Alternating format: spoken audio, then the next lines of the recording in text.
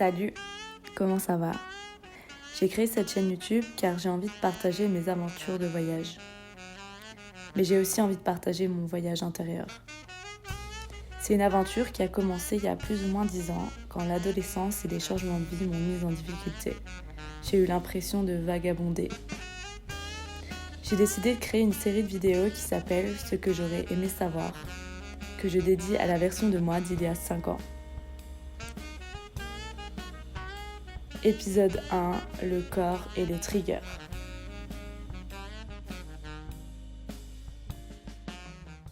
Aujourd'hui, j'ai envie de parler des émotions et de comment ressentir ces émotions. Parce qu'en fait, ce terme, je trouve que c'est un terme que beaucoup de personnes utilisent et que moi, la première, j'ai entendu 1000 fois avant. Et en fait, je me suis rendu compte, surtout en faisant un travail avec ma psychologue, que je savais pas ce que ça voulait dire. Premièrement, je savais pas ce que ça voulait dire. Et deuxièmement, je savais pas le pouvoir qui se cachait derrière le fait de vraiment ressentir ces émotions. Et j'ai envie d'en parler. Donc premièrement, pourquoi est-ce que c'est important de ressentir ces émotions? J'ai envie d'utiliser le mot trigger. Je sais pas si vous êtes familier avec ce mot, mais en tout cas dans ma définition, encore une fois, je suis pas psychologue. Du coup, tout ce dont je vais parler, c'est vraiment de mes propres expériences. Le mot trigger, pour moi en tout cas, c'est une grosse émotion qui te submerge et souvent très négative. Et ça peut être quelque chose d'assez qui paraît de l'extérieur assez petit, mais chez toi, ça va déclencher une énorme réaction émotionnelle, en fait. C'est super désagréable. En tout cas, dans mon cas, c'est super désagréable parce qu'il y a certaines situations qui vont me trigger assez fort. Ça peut être certaines amitiés, ça peut être certaines relations amoureuses ou avec tes parents, souvent, où c'est des réactions qui peuvent paraître totalement disproportionnées et qui sont difficiles à comprendre, en fait. C'est fascinant de comprendre les triggers parce que derrière ces réactions-là se cache au final beaucoup de... Tu peux apprendre beaucoup sur toi-même si tu apprends à te connecter avec ce qui monte en fait et que tu n'essayes pas de le chasser, de l'éviter ou de trouver une stratégie qui te permet de ne pas le ressentir finalement. En général, un trigger, c'est créé par une partie de toi, enfant, qui a été blessée. Et en fait, ton cerveau repère des choses semblables et ton cerveau, son but, c'est de te garder en sécurité.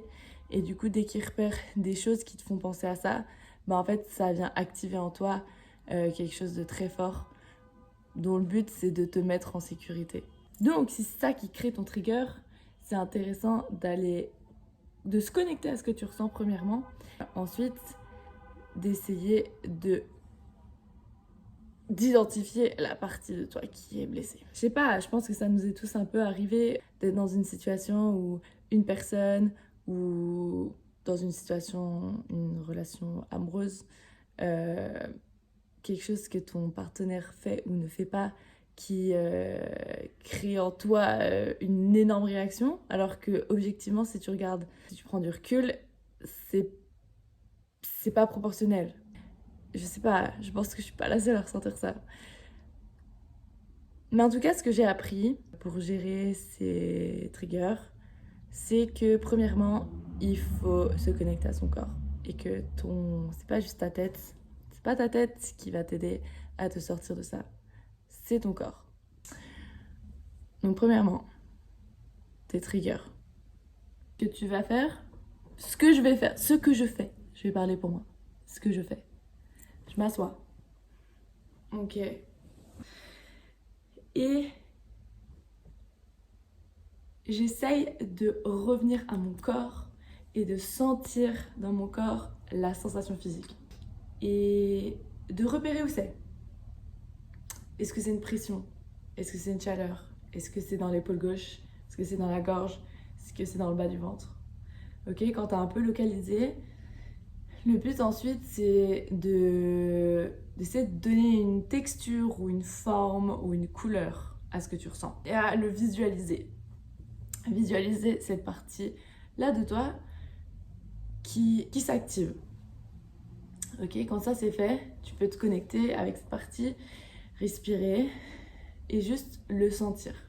Juste sentir cette sensation. Et souvent, juste le fait de faire ça, ça peut déjà dissiper une certaine tension. Et moi, quelque chose qui m'aide fort, c'est quand j'ai un peu identifié ce que je ressens, c'est de visualiser que je le sors de mon corps et je lui demande d'où elle vient. Quand est-ce que j'ai ressenti ça pour la première fois? Parce que souvent, une émotion super forte comme ça, si tu fais attention, c'est pas la première fois que tu l'as ressenti et en général, tu le ressens souvent. Parfois, ça peut être super difficile de mettre le doigt dessus et ça peut même prendre du temps, mais c'est totalement ok. Et souvent, les choses se mettent de petit à petit, quoi. Souvent, les choses se clarifient petit à petit. Mais une fois que tu as identifié la partie de toi, l'âge, la situation, alors ce qui est super chouette, c'est de l'imaginer et de donner à cette partie de toi ce dont elle avait besoin. Et une fois que tu as identifié la partie de toi qui était en souffrance et que tu as une situation précise qui t'a donné cette sensation que tu ressens toujours aujourd'hui, en fait, tu peux apprendre à apporter à cette partie de toi qui est toujours à l'intérieur de toi finalement, qui n'a pas évolué, ce dont elle avait besoin. Dans ça, en fait, ça recrée une sensation que tu peux compter sur toi-même, une sensation de sécurité avec toi-même, et ça te redonne le pouvoir. Ça te donne le pouvoir premièrement parce que tu arrives mieux à gérer cette grosse émotion, premièrement. Deuxièmement, ça te donne des clés en fait pour mieux te comprendre et comprendre les blessures qui t'animent et les blessures qui entraînent des comportements chez toi. Et trois, ça t'apprend que tu peux compter sur toi-même et que t'as pas toujours besoin d'aller demander à Pierre-Paul Jacques des conseils ou d'aller boire de l'alcool pour oublier la sensation que tu essayes d'éviter ou taper sur internet pour avoir des conseils. Mais en fait, t'as juste besoin de toi-même. Et à force de le faire, tu recrées une relation de confiance avec toi-même qui est ultra importante. Voilà. Je sais pas si t'as parlé. En tout cas, si t'es toujours là, c'est cool. Merci. Et voilà. Au revoir.